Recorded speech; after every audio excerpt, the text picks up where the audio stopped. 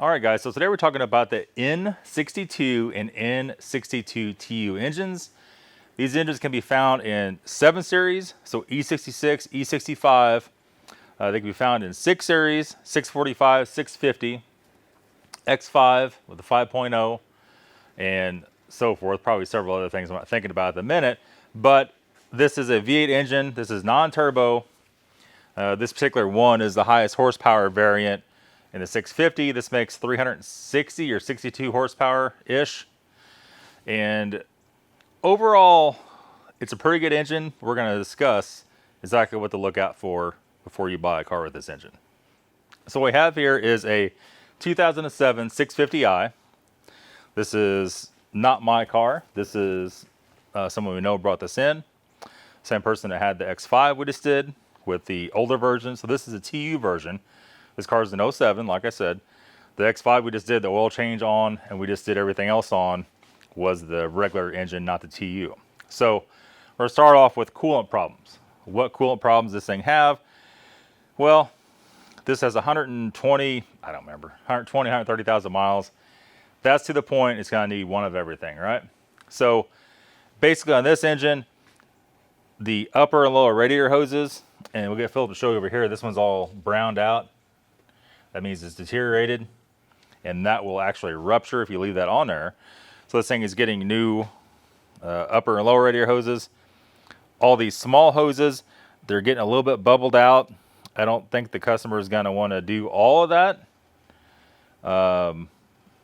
So there is that. I would say other big things on this are Val Stem Seals. Even on the TU, they had the problem, just not as bad. That's not near as crazy of a price anymore. It used to be very expensive to do that because the tool, the kit to do it was like $1,000. But now you can rent those. Now you can buy them for little or nothing, so it's not even a big deal anymore. And they do make the kit where you only got to take out the valve covers to do it, and you use the air compressor to hold the valve up, this and that.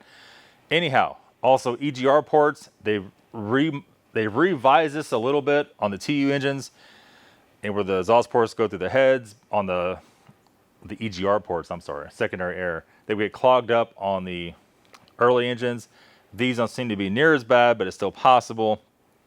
The other thing is the valve covers on this engine are plastic, as you can see. So if you start having mysterious leaks, the new gaskets don't fix, then you might have to order new valve covers for it. The PCV on this one, there's one up here on the hose, there's one on that side on the valve cover. They are replaceable, but if you have a cracked valve cover, you might have to do a little kit. The new valve covers are about $300 for a pair of them. So not really too bad, but it does have to be in some money. At this mileage, you very well could have ignition coil pack problems. So when you're doing that valve cover thing, inspect those. Now, this has eccentric shaft motors on top, one on each side, that runs the timing advance up and down. The issue with these engines are, like most BMWs, if you just, let's say your valve covers, look at this scenario. Your valve covers are leaking. You go to change the valve cover gaskets, you do it, and then you put all that together, and it's running rough, and it doesn't want to run right, which is what this car had going on. You have to have a program like ISTA or a very, very expensive scanner, one from Altel or Snap-on or something crazy to recalibrate those eccentric shaft motors. I don't think there's a way to do that without having that, and most people are not going to have that as a problem. I guess if worst comes to worst, you could do the job yourself. You could pay BMW to recalibrate it for you, but hard telling if they would or how much it would cost. That does kind of suck about this for your average DIY guy. The other thing is they changed on the TU engine is the belt that goes on the AC pump. This is a one-time use belt, and it comes like a sleeve that helps slip it on. It's bizarre. There's no tensioner on it. So if you got to do anything to remove that belt, you got to buy a new belt. It's like $50. You still got the same tensioner pulleys, outer pulleys, all those same issues. The bearings still get bad. This car has a little bit of a chirp at cold start.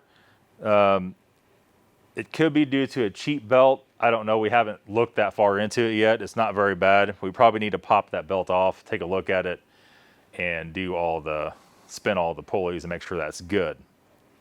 Now, Let me see here. Other than that, the water pump on this thing is mechanical water pump. It is not electric. That's always a plus.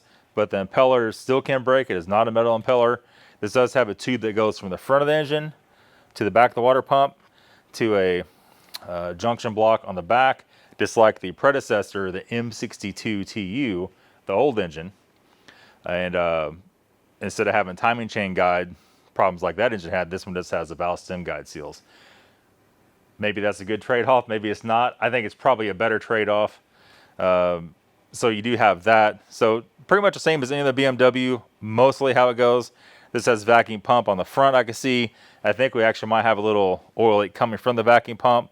I think what me and Philip's going to do here when we turn the camera off is probably pull that off and take a little look-see and see what's going on with that. Other than that, these are all the CHF fluids for the power steering. This has the little bit better coolant tank, and one thing I did not look at, we'll look at here on camera. Usually get this mileage, the cap usually is bad. We'll see if this one's been replaced or not. This one is total trash. You can see that's all busted off around there. So this thing is gonna seep coolant, and it's low. Obviously, that's probably why. Seep coolant out. I think we have one of these on the shelf, actually. We're gonna leave that off of there for right now so we don't forget about that. Just all the little things like that you have to deal with. The radiators on these, let me see what this has. This has updated radiators. You should not have a radiator failure like you have on a lot of stuff that has aluminum tanks on it. They started doing this on like 2006 and up cars, maybe 2005 and up. That was a really big upgrade because the plastic tanks don't rupture on them. It's all aluminum. And I think we had an E60 and E90 like that before with zero problems out of it at all. Other than that, there is no rod bearing problems on this engine. So it's pre-rod bearing failure, and the rod bearing failure engines would start with S63, which is a generation after this, in the F10 cars and the X5 50i. Hell, I don't remember, 2012, 2013 and up, somewhere along that range. Other than that, transmission, this thing uses 6HP 26. The 6HP 26 is actually a pretty good transmission. There's not a lot of issues. We did check the fluid on this one. It's black as coal. So we're gonna do this has a plastic pan. You saw me do the X5 6HP 26 transmission on the X5 that had a metal pan. And it's like a lot of X5s that put the metal pan on. This one has a plastic pan with the filter built in. All that's on its way here. I don't know if we're gonna film that or not because we just put a transmission video up. Put in the comments you want to see us do another transmission video for the 50th time. I doubt you want to do that though. Oil change on these. You saw the oil change on the X5. We had a problem. The oil hadn't been changed in like 20 years or something. It wasn't 20 years, probably a couple years. And the filter broke off in the engine. We had to dig it out with a pick. We just pulled the dipstick on this thing. It hasn't been changed in 15, 20,000 miles. It's also black as coal. So we're going to do that. We're probably maybe just combine that and the transmission fluid change all in one video.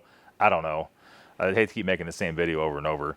Other than that, these don't have too much of a problem with the mass airflow sensor. There's not a whole lot of issue with that. The injectors on these are not, I don't believe it's direct injected at all. They sit on top. I don't remember, to be totally honest with you. And vacuum pump, like I said, is on the front. Everything's fairly simple on this car to get to. I mean, there's not any one thing that's really too bad. So you can work on it yourself without much problem. These 6 series have the cowl just like the 5 series, just like the E60s have. That all comes out pretty easily. And since the PCV is all in the front, I would say overall it's a lot more simple engine. You know, not very long ago, a lot of guys were scared of this engine because of Val Stem Seals. Really though, once you fix that and you do the coolant line upgrades to it, it's not a bad engine. It's a very quiet engine too, which is also different for a lot of these V8s and the BMW. But I think that's pretty much going to be it. Oil pan, we don't notice a lot of leaks in the oil pan. It's all metal on this one. It doesn't seem to have all the leaks like the N52 does for some reason, as far as that goes. There's no oil filter housing per se. This one screws on the bottom of the oil pan, has like a little deal. So that kind of is a better system, I would say. Unfortunately, from underneath, it's a little more difficult. You don't have a lift. But I would say overall, I'm not angry at this engine at all. Like, this thing seems like it has potential to be a very long runner. The issue with these cars, and not the 650 so much, but like the 750 Li and things like that, it's the car is what the problem is, right? There's so much electronics on the cars that makes it a nuisance. So stay tuned for this. The next video we're going to be is on this chassis. This is E63, E64 chassis. So if you're into that, stay tuned. The next day or so that'll be posted.